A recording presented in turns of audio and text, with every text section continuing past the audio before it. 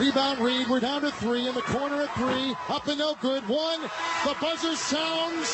One of the last teams to get selected into the NCAA tournament.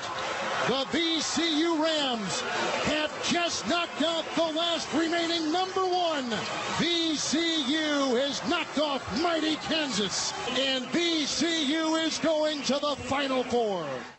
All right, Dana, of all the teams that are heading to Houston, they all had impressive runs. There's no question about that, but none of them really compared to the unlikely run of Virginia Commonwealth. They didn't even gather on Selection Sunday because they themselves knew they were probably a long shot to make the field of 68. They did make the field. They earned a game against USC to play their way into the field of 64. They popped the Trojans.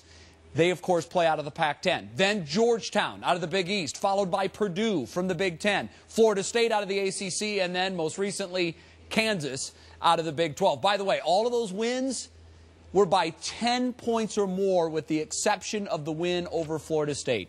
Let's welcome in Virginia Commonwealth head coach Shaka Smart right now. And one of his guards is with us as well, Ed Nixon. And guys, before we start, I want to do this. I have to throw the disclaimer out. The views and opinions of Skip Bayless are not necessarily shared by all of us here at ESPN First Take. And Coach, I know you were listening to what Skip said, and I want to start right there. What is your reaction to, and Skip's not alone in this, there are other critics that still stand by what they said on Selection Sunday, that you didn't deserve a bid. What are you saying to those critics now? Well, there's really nothing I have to say. The biggest thing is I'm really happy that those guys weren't on the selection committee. Coach, I know that you guys got an amazing reception when you got back last night to Richmond. What did you tell the crowd that had assembled? Well, we just told everybody that we're so happy to share this Final Four berth with all of our fans, all the students here at VCU. We have such a tremendous support system here for our program, for our players, and it's great to share these wins with these guys. You know, people from the outside, Skip Bayless, others, can belittle what we've done, but everyone here feels so good about it because it's never been done here before, and it's all about what these guys have done. You had a particularly interesting topic that you addressed the crowd on, and it started with what your goal was for the season and what has progressed. If you would, tell our viewers what you were telling the crowd last night about your goal from the beginning of the season and where you are now. Well, VCU had never been to a Sweet 16, and we've got a terrific basketball tradition, but had never won more than one NCAA tournament game. So Ed and the seniors said, we want to go to the Sweet 16, and that's been a goal of ours all year long. Obviously, you have to make the tournament to get to the Sweet 16. But once we got there, once we beat Purdue in Chicago, we looked at the field. It was obviously a good field, particularly with Kansas in it, but we felt like we could win, and that's exactly what we did. Hey, Ed, I want to go back to Selection Sunday, and I'm not going to ask if you felt you deserved a bid, because I'm sure in your heart you felt you did deserve a bid, but did you realistically believe that you would get a bid on Selection Sunday? I was unsure, but I know our point guard, Joey Rodriguez, said we had a chance to be in there. So I had high hopes, and when we got in, I was just excited about that. How have you guys done it, Ed? Just playing our game, man. Just playing our game, really executing on offense and playing great defense. Joey Rodriguez said that one of the Morris twins said before the game, your run ends here. What impact did that comment have on the way you guys played? That's extra motivation. Things like Skip says, extra motivation.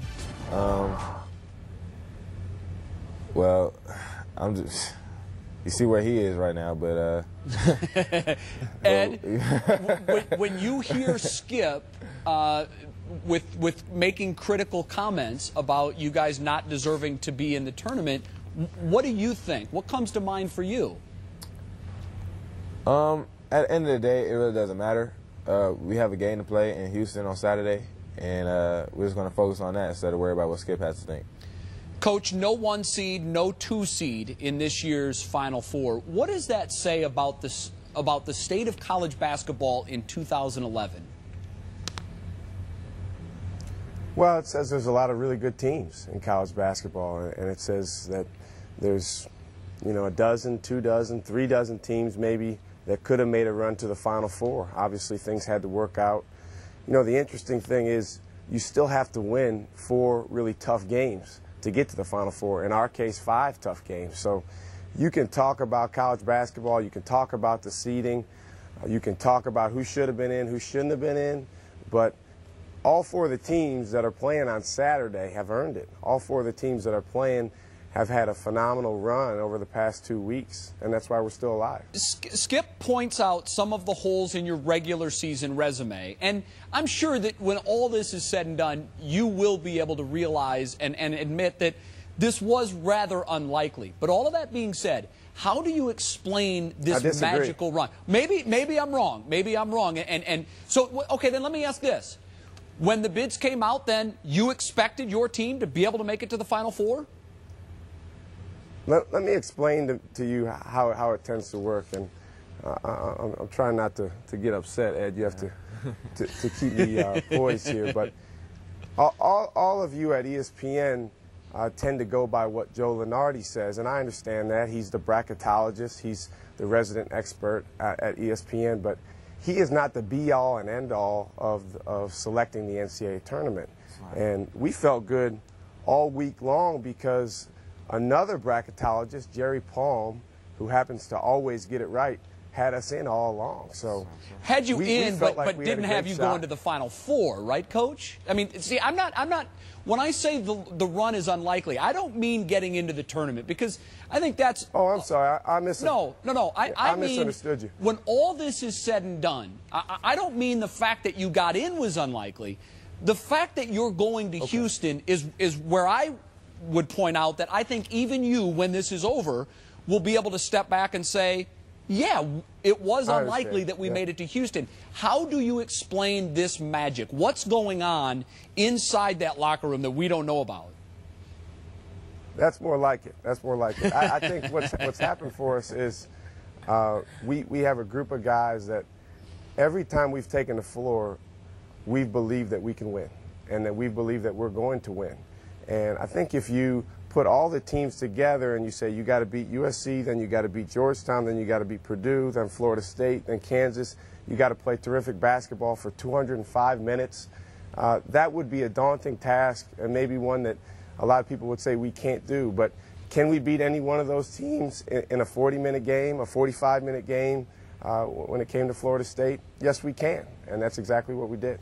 Yes, you can, and yes, you have. And now you have 2 40-minute games remaining to stand on top of the college basketball world. Coach, it's been an incredible ride. One that's been very fun for us to watch, despite what you might think about ESPN that we maybe didn't think you belonged. Believe me, there are a lot of folks in here that have enjoyed this run. Congratulations, Ed, you too. Good luck at the Final Four in Houston, guys. Thanks for coming on. Well, we love ESPN, and we appreciate all the coverage. And again, we just look forward to continuing to show people what VCU is all about. Go get them, Coach. We're behind you.